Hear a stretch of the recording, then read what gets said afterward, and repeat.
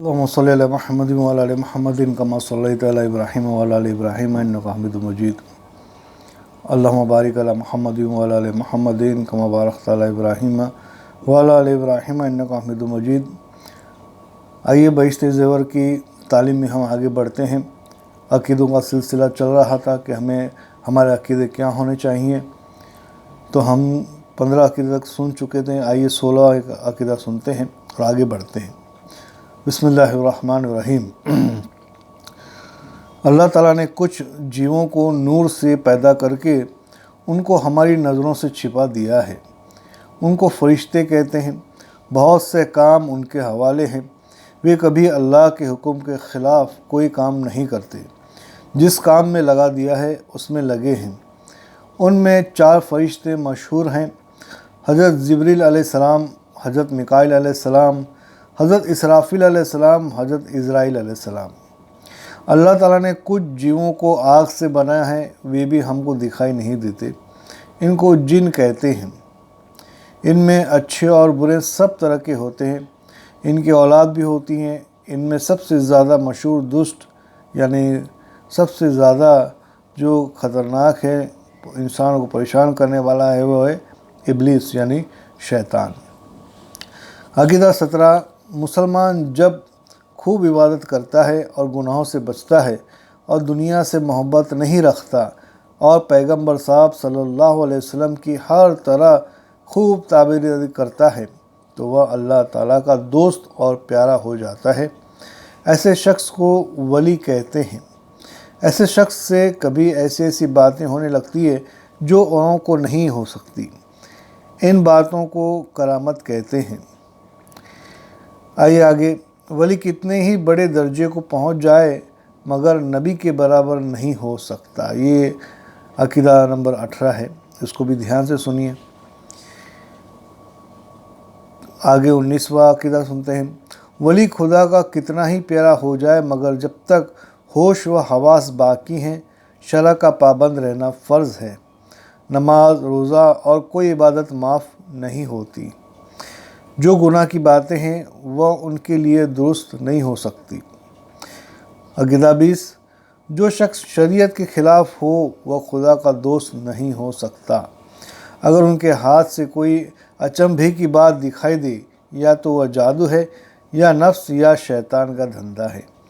اس میں عقیدہ نہ رکھنا چاہیے. اللہ ہم کو حفاظت کرے. اللہ ہماری حفاظت کرے، ہم کو بچائے ایسے عقیدوں سے.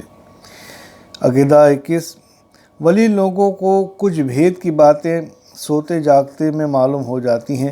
اس کو کشف یا الہام کہتے ہیں.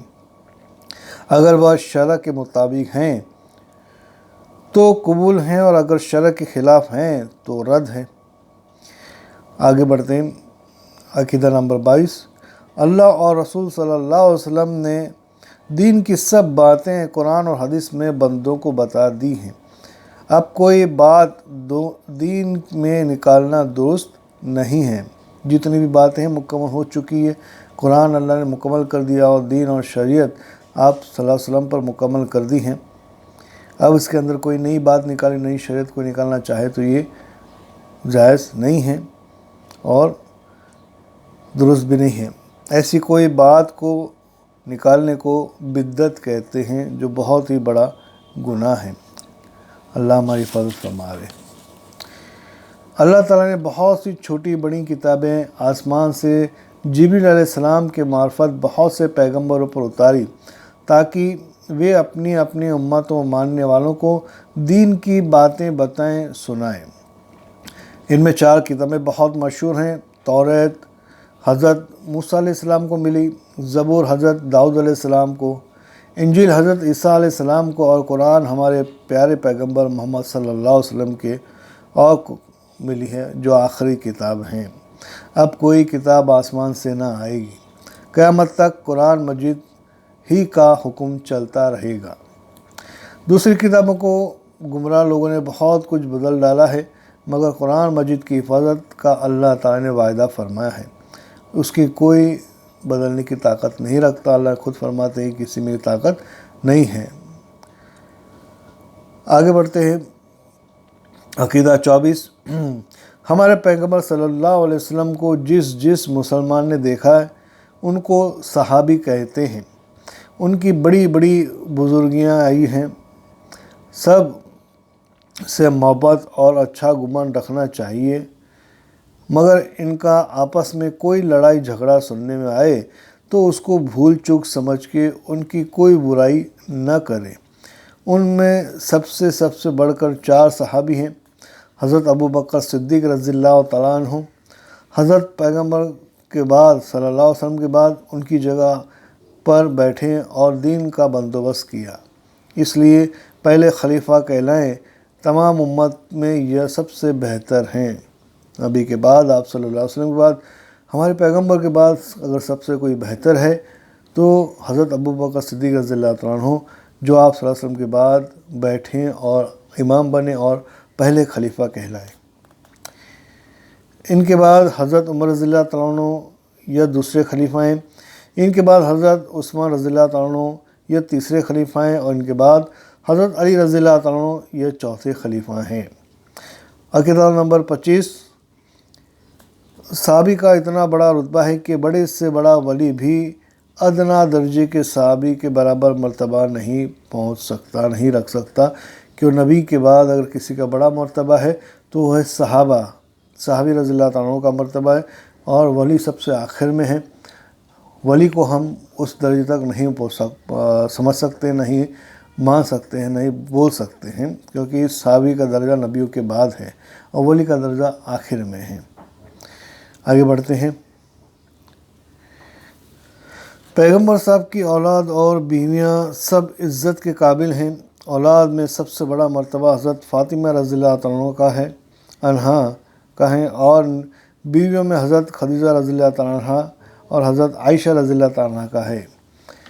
عقیدہ نمبر 27، ایمان جب درست ہوتا ہے کہ اللہ اور اللہ کے رسول صلی اللہ علیہ وسلم کو سبھی باتوں میں سچا سمجھیں اور ان سب کو مان لیں، تب جا کے ہمارا ایمان صحیح کہلائے گا، درست ہوگا۔